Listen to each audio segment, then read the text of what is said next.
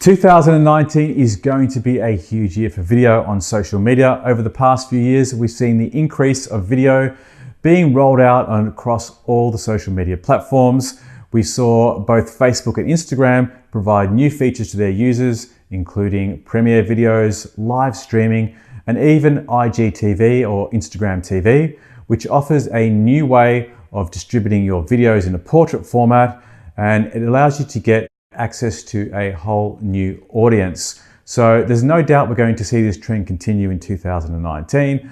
I've even noticed a lot of people putting out content on LinkedIn, which traditionally has been more of a platform for articles, PDFs, and general B2B networking. So there's no doubt video is going to be even bigger than ever in 2019. So for those of you already on that journey, and if you're looking to improve your videos, this video is going to be for you. If you're just starting out and wondering what you need to do in order to get video going on your channels, then this video is also going to be helpful. I've put together a 5-point checklist, and in that checklist, I'm going to be discussing the orientation of the frame, lighting, audio, composition, and finally some basic editing techniques to enhance your video. And all of this done with the consideration that we want an authentic look and feel without overproducing. The first thing I want to talk about is orientation.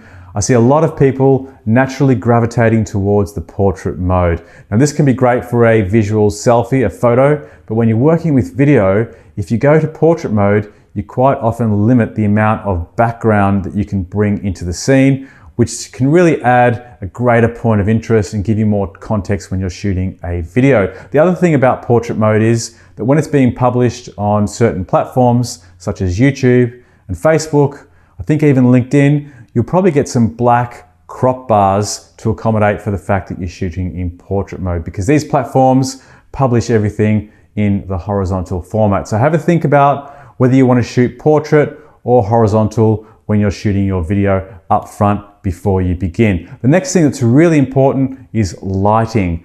Now with lighting, if you're shooting outdoors, there's a couple of quick tips to think about. One is try and avoid shooting in direct sunlight. Sunlight can be really harsh and can blow out the highlights and often have you blinking unnecessarily and can look a little bit uncomfortable. So if you find a well-lit yet shaded area, you're probably going to get a better result that way. And of course, try and avoid shooting against the sun where you have the sun coming from behind you, as you'll probably overexpose the background and underexpose the foreground, and that can also look a little bit amateur and unpleasant. So have a think about the lighting around you. When you're shooting indoors, you can either try and shoot near a window that allows for a lot of natural light, or if you have a very dim area with not a lot of natural light coming in at all, you can consider purchasing an add-on light.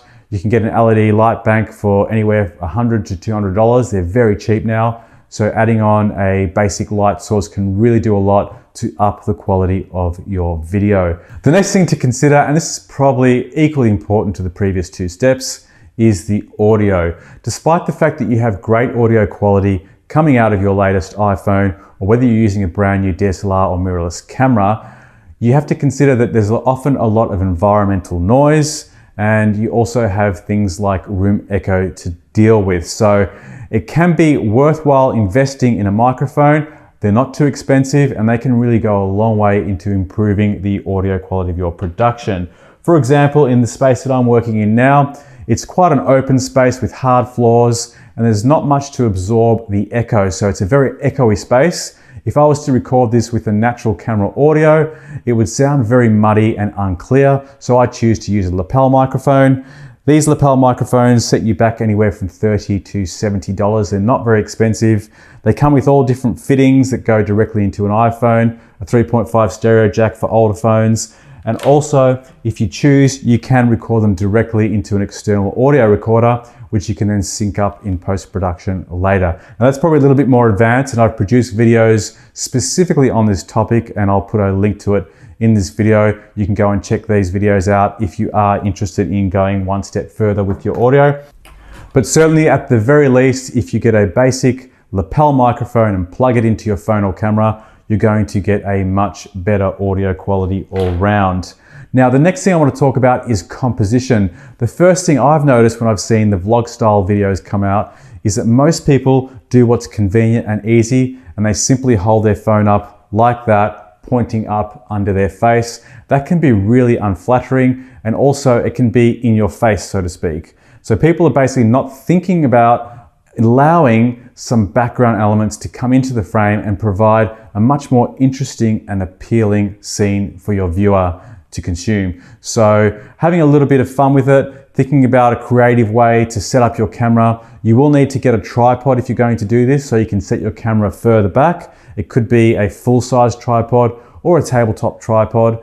Whatever it is, you just need to stabilize that camera. If you don't have a tripod handy, you can even prop it up on a bench and play around with the composition and preview it before you begin recording. But composition is going to go a long way into providing a much more visually appealing video. A new trend that's been emerging has been the walk along selfie style of video. Now, some people are doing it with their iPhones handheld, but that can be really unstable and unpleasing to watch. And also you have the issue again of being too up close and personal. So you can consider getting a selfie stick or a gimbal like this that will stabilize your camera or iPhone and allow you to push back a little bit further and get more of the background into the scene. So I would highly recommend a gimbal or a selfie stick.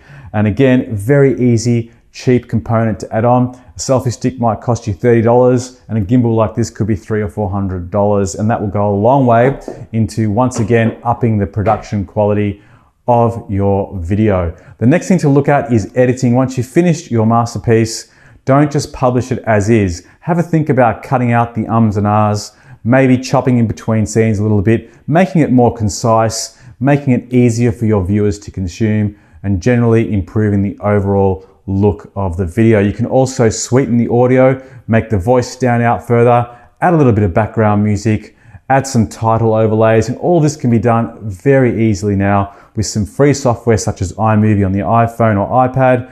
You can also get it for your desktop computer. And if you're a PC user, there's also lots of titles like DaVinci Resolve, which you can download for free. Hopefully you found those 5 tips and techniques helpful and you'll be able to put them into place in your next video production. If there's any question that you have that's been left unanswered, feel free to put your questions in the comments box below and I'll endeavor to get back to you as soon as possible.